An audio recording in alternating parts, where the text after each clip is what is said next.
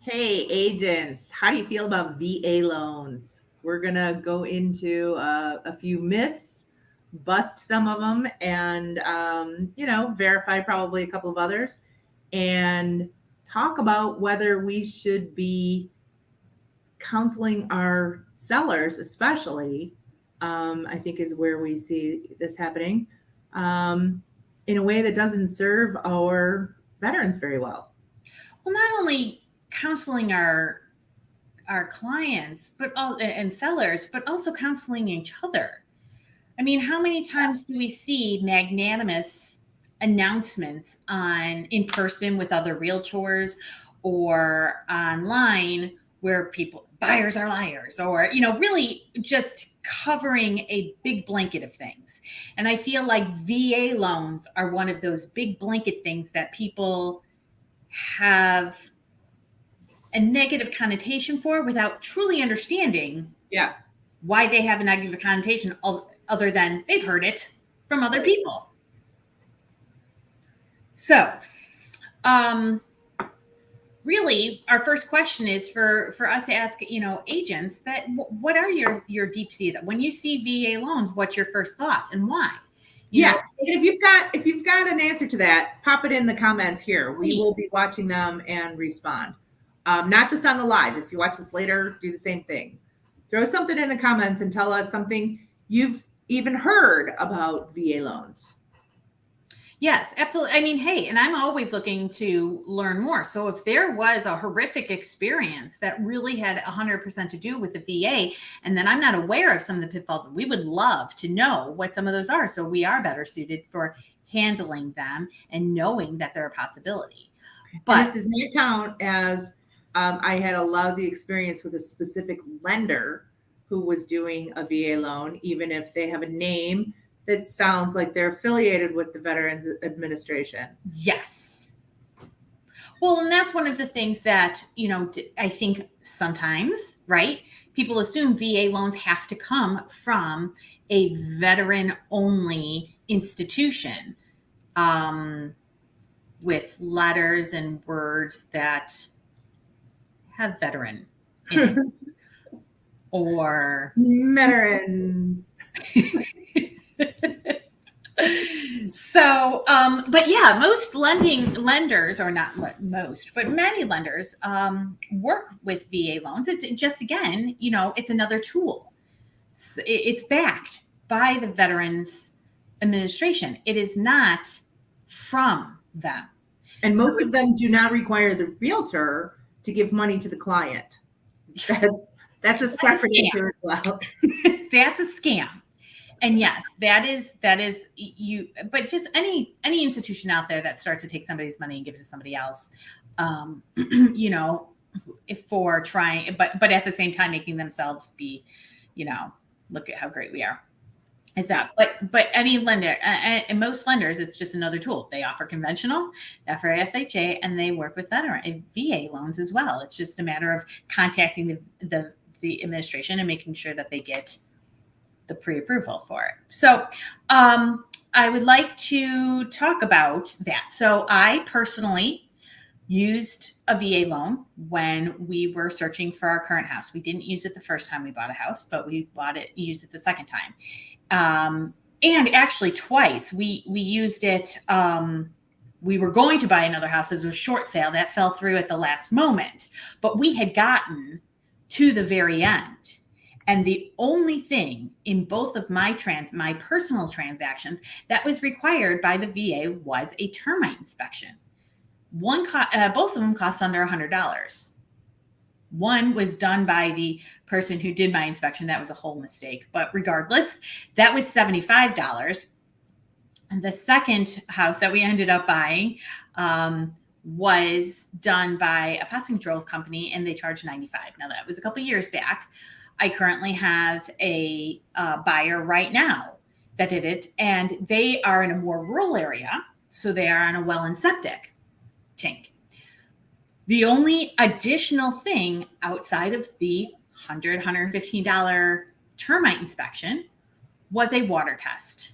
Now, I honestly don't know how much that cost, but to me, that is not out of the realm of what anybody could be asking anyway. Yeah, I have another seller who's on a well. It was not a veteran administration loan. And because it's on a well, they asked for a well test. They're going to. So that's going to happen no matter what. So you can almost put that aside. Just because it's required, we want to mention it, but that's no different than any other loan. The term rate is the only thing that's different. And that's, I've seen them, I think, up to 125. It's not going to break anybody, really. Right. And I'll tell you what, it didn't end up this way, and hopefully the people until we close don't know this, but I was going to pay. And I was just going to say that, like, if it is going to break you, sellers, and you're our clients, or even if you're on the other side, to get our clients accepted, we will pay for that. Yeah, I was going to do that. We were trying to make it the best offer possible, and I said, fine, okay, but it can't be my buyers who pay for it. I'll pay for it. And because there's only these couple of things that in a competitive market, in a really competitive market like we've been in, can really ding our veteran clients unnecessarily. And I have had veteran clients who've chosen to get a conventional loan, and hopefully they'll be able to change that. But in order to be competitive when they know that they're in multiple offer situations. And it's too bad, because it shouldn't have to be that way. That is really, we feel, only because agents and sellers have misconceptions about what it's like to work with veteran loans. And now, one of the things I would definitely make sure is that your client, your potential VA client buyer, has their ducks in a row as far as having the correct documentation already together for proof, because that is one of the biggest hurdles, is that there is a certain amount of time that they have to serve, depending on if they were active military or that they were veterans. You know, maybe they've been out of the military for 20 years. They're still eligible for it. If they were reservists and only did 1 weekend a month and 2 weeks out of the year, after a certain amount of time, they are eligible for this loan. That was one of the hurdles when we were first looking into it that I personally ran into, was us trying to find the documentation, the correct form to get it filled out. It just happened. It was around the time that a lot of the military bases were being closed down, and Scott's was one of them. So there was a little bit of shuffling. Yeah. Yes, correct. So that would be kind of one of the things that, and I don't know if all lenders in that regard are creative equal. You know, if you go, I'm a veteran, and they go, great, here's your, pre-approval. Yeah. And then, some of the proof of documentation later on after you go under contract is when they're asking, can we have that form? Let's just stop and say, if you are anybody working with a lender for pre-approval and they don't ask you for documentation of what you're telling them, say thank you very much. Give us a call, and we will set you up with an actual lender who will do their homework and will not leave you high and dry with your house packed up on a truck. Yes, exactly. So there are some potential pitfalls. So that would be something you would want to be aware of ahead of the time.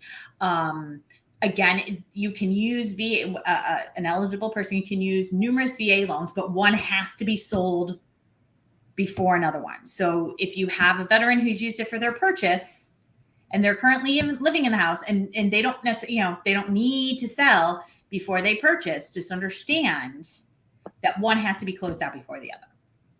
It is my understanding that it is okay to close on a house, have that paid off, and then, get the next. It just can't be overlapping. And it has to be primary residence. Again, not too different than FHA. So, obviously, I'm not saying you always have to choose a VA loan over everybody else. I'm just saying that it's not that much more difficult or less. If all things are equal otherwise, don't let this color your view or your seller's view. And if your seller has, maybe they've spoken to a different realtor and they've got some ideas that are wrong, make sure that you counsel them and set them straight on it. Absolutely. The appraisal is typically, very similar process. They do a few inspection items just like they do with FHA. But if you don't have, the house falling down around their ears, it's not going to be a problem. And that was actually going to be the other thing I was going to say. That is good to know as both a buyer's agent and a seller's agent, that unlike FHA, a VA appraisal does not stick with the house. Yeah. So if that's another thing that is a leg up for a potential seller, especially in this kind of crazy market where, appraisals can in a market where appraisals can be a little iffy. And people are a little worried, sellers who might have been a bit more ambitious with their pricing or was looking at multiple offers, and you see a VA loan and FHA loan, both over list price, and you're going, well, should we even? And that's only going to matter if the next buyer is in that category, with an FHA loan. It's only going to matter if it's an FHA buyer. But with a VA buyer, it's not going to matter at all. Right. You can go to another VA, you can go to FHA, you can go to a conventional, worst case scenario, and you have to go put it back on the market. So it's not a hindrance in that respect. But did I mention that it has to be primary residence? It cannot be an investment property. Again, if you're looking for anything other than, and it can't be a co-op. If your buyer's looking for anything else besides then, again, as always, working very closely with the lender is important, because there are some lending institutions that will allow like a construction loan with land, a land purchase with construction wrapped into it as part of a VA. Land itself is not eligible.